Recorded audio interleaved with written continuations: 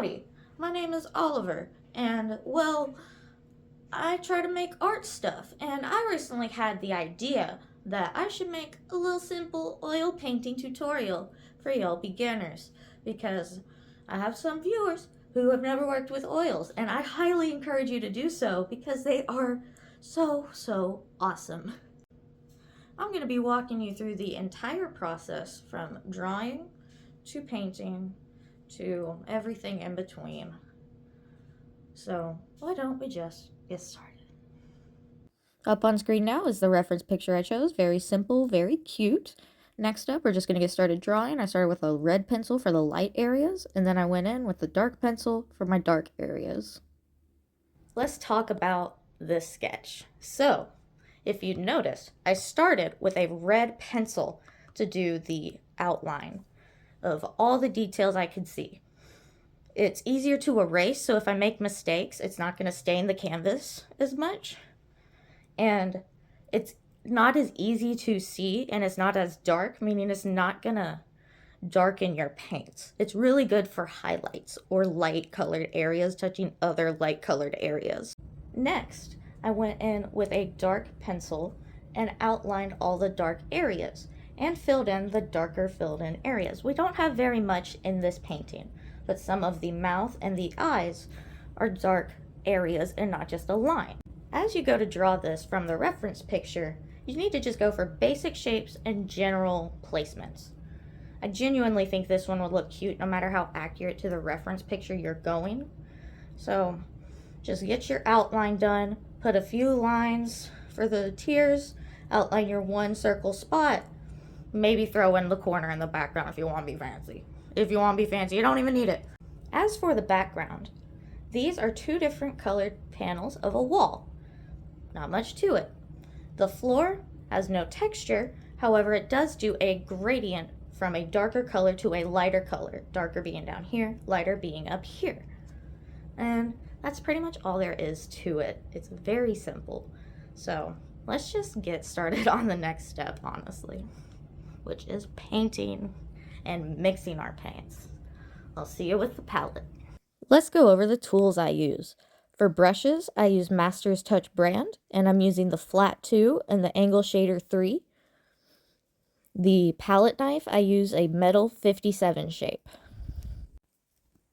And for paints, I use Winsor & Newton oil, titanium white, alizarin red, cadmium yellow, sap green, and French ultramarine blue.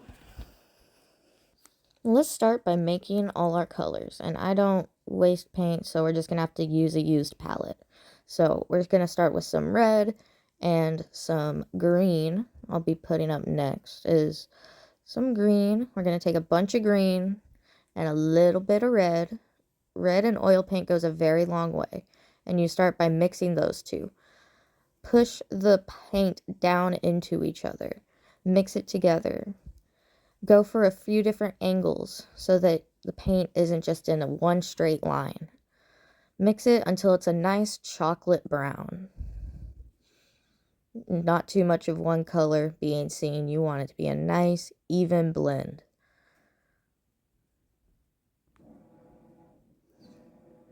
Next, we're going to take our blue and just start adding that to our brown.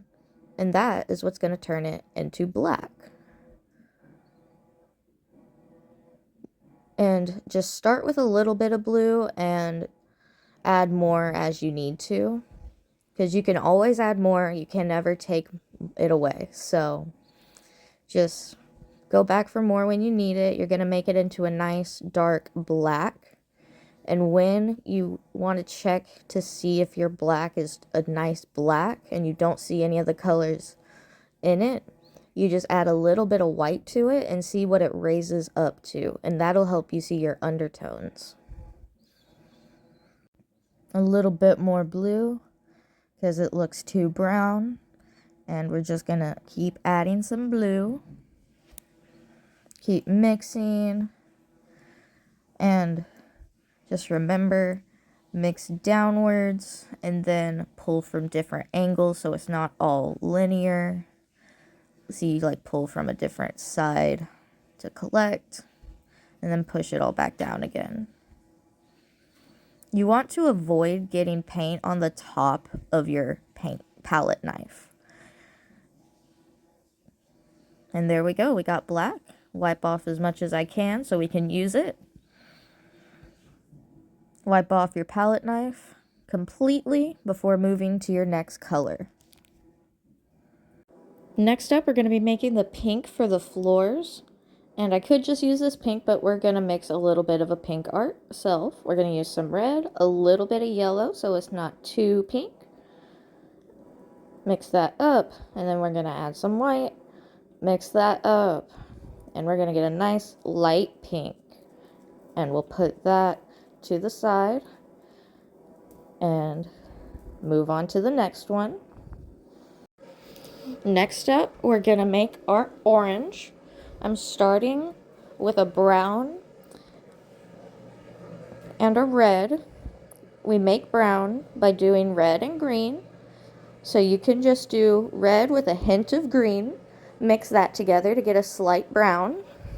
Add a little bit of white. Mix that, and then we're going to need to add some yellow. And boom, now we got some yellow. Let's add it to the paint mixture. Gonna need a bit more yellow than we originally needed of red. Mix that, and you should get a nice orange. Might need a little bit more red to put it back to solid orange and not just yellow. Mix until you find the orange you like. This orange is going on the little fella for his little spot. Mixed it to where I liked it. Put it aside. Next up, we're going to make our light yellow for the background. We're going to take a little bit of yellow and a little bit of white and just mix that together, pushing the paint on top of each other, pushing downwards, pulling it from a few different angles so that it's not all linear, and then putting it to the side. Right there, yeah.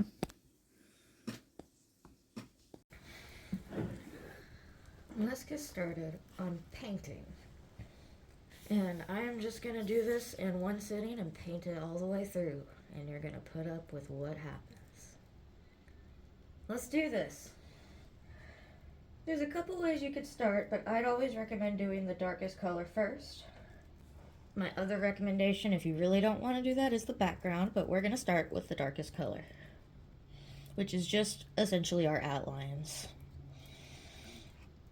When I sketched out the picture, I put dark lead color over all of the dark areas that I need to paint black, or at least my darkest color, which is black. So I can just simply come right in and paint right over these lines. And I would hardly even need to look at my reference. But I do have it pulled up on the screen here in front of me, and I would recommend that y'all paint with the reference up in front of you if you can.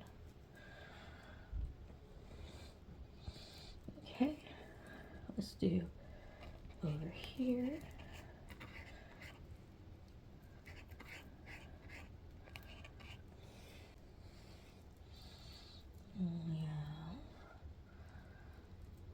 Line here. I did not like my sketch mark on that, which is why I went against it. I was looking at the picture like that's not a dark line. That's where my dark line should be.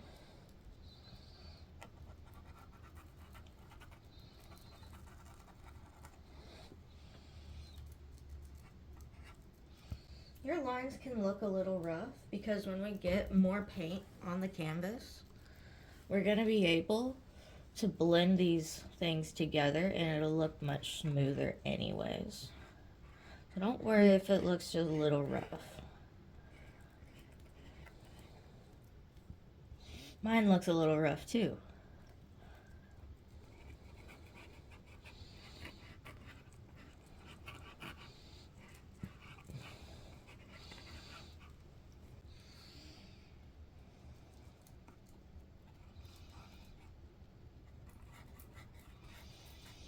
One technique taught to me is that you can, like, kind of chicken scratch, but not by fully chicken scratching. You just kind of, I don't know how to put that into words. Just look at what I'm doing, how it's... Thank you, Cass. That was very important, wasn't it? He's gonna do that the whole time if I don't go give him water, so let me do that right now. Anyways, let's finish up our darks.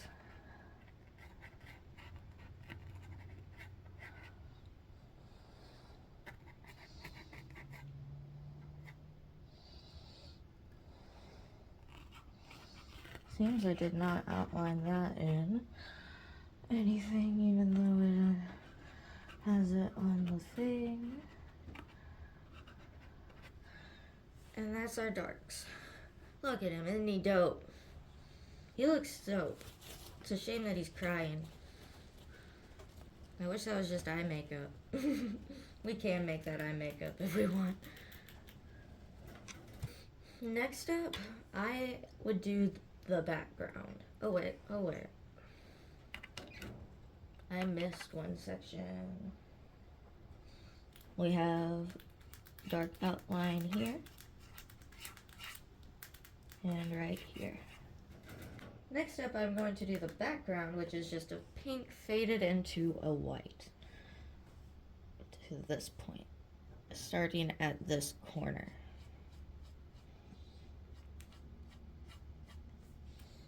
I would do just about that much solid pink, and then I would just start slowly mixing more and more white with your pink.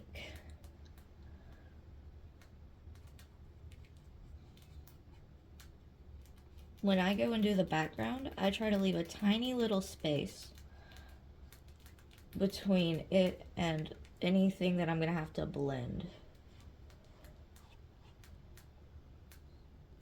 Just to try and keep the color much more pure. See, I smudged that, and if I had left enough space, I wouldn't have had to worry about it. See, I added a little too much white, so I'm gonna have to blend that other pink back into it, but just with a little bit of pink on the brush, I can blend just like that. Okay, next we're gonna add more white. Use a lot of white compared to your pink, because pink is a shade of red, and red goes a very long way.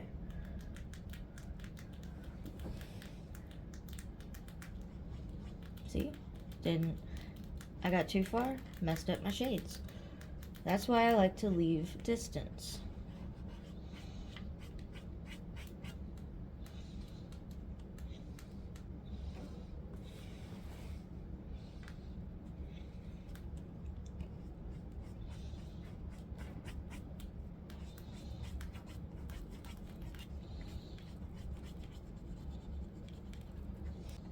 Oils are quite forgiving, but it's still better to not contaminate your colors than having to clean up after you contaminated your colors.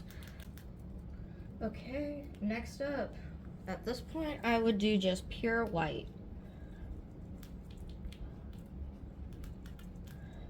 Blend it a little bit, and then pure white.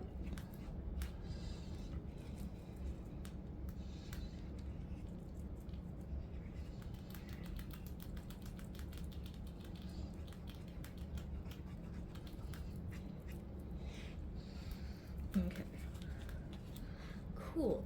Now that I have my base set of my background, I need to go back in and fill in all those little areas that I left. And we're going to take our smallest paintbrush and use as little of it as we can to blend these colors together to make a soft edge. And when you get too much paint on your brush, you need to wipe it off immediately or you're going to mess it up. A rule of thumb would be every few brush strokes, just wipe off your brush. It'll make the blending look better. Then when I'm finished a section, I do like to just go back over it with a final long brush stroke to just final blend that together. I left a lot of room here, so I'm gonna get color on my brush from just where I had painted it, not from the palette. You're gonna have too much paint on your brush if you grab it from the palette.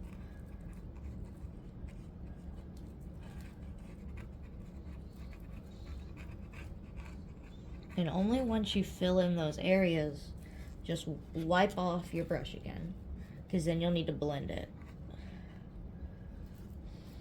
After any solid long brush stroke, I like to wipe off my brush, because I use those to collect extra paint while blending. So I just need to wipe it off immediately. But yeah, now I've gone and blended all that. Now we just need to blend this up here, which it was basically anyways. There we go. Next up we got this little section, which is yellow. I'm gonna take my slightly larger brush with my slanted end. Those are best for straight lines. I just use them for lines in general, pretty much. And since this is a nice boxed area, definitely just want to use the flat-headed one. Collected some excess paint with that. And then the other side of the door is plain white again. So we're going to paint that plain white.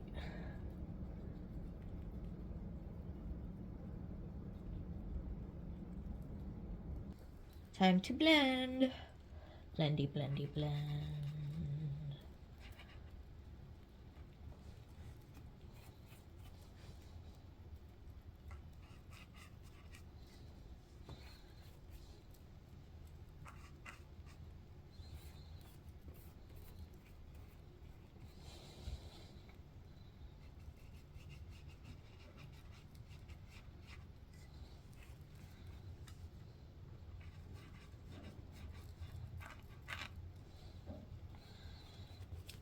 And since it's in the background, it can be even more blended, and it'll be okay because it's background stuff.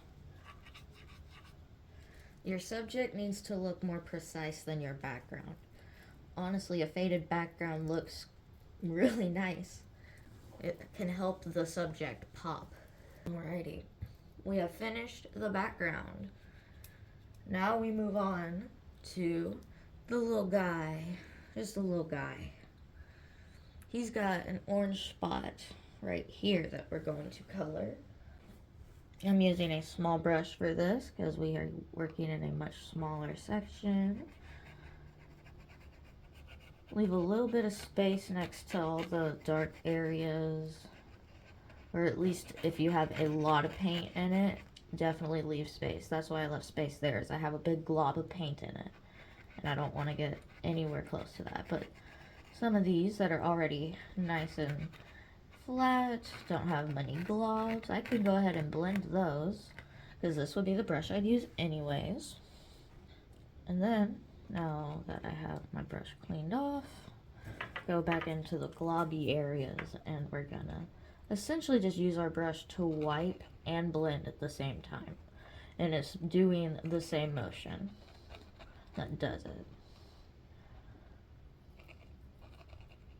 You just want to pick up excess paint. Excess paint is what kills a painting real quick. Alrighty, the final thing is that this fella is white. So let's color him in white. For an area like this, you could easily just use a bigger brush. I'm going to use my smaller brush on all of it. You wanted to clean your brush off really good because I grabbed pure white and it was already faded into orange when I put it to the canvas and started trying to paint it. So clean your brush off really well. Need a little bit of paint everywhere inside this area.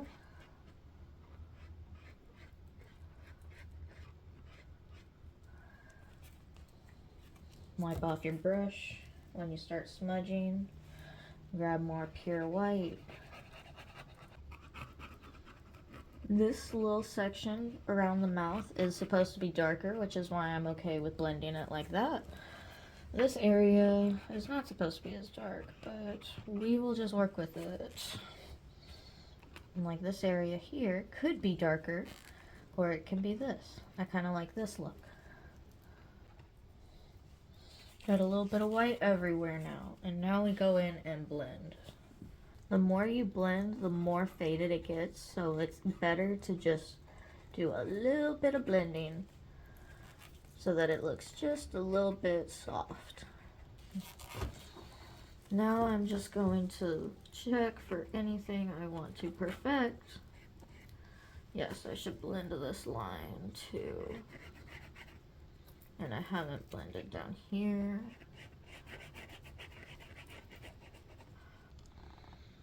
I'd say take a step back from it, look at anything you may see from a distance.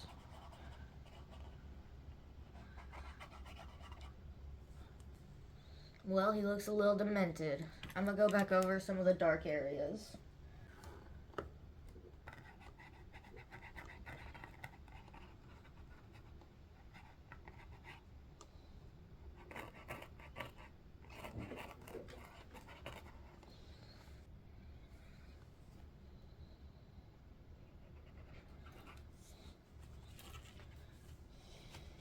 He looks so edgy. You know what? I'm even happier with him than I was in the beginning. I love him. I'm gonna call it. That's how you paint it. Thanks for tuning in. I'll see you next time. Have a good one.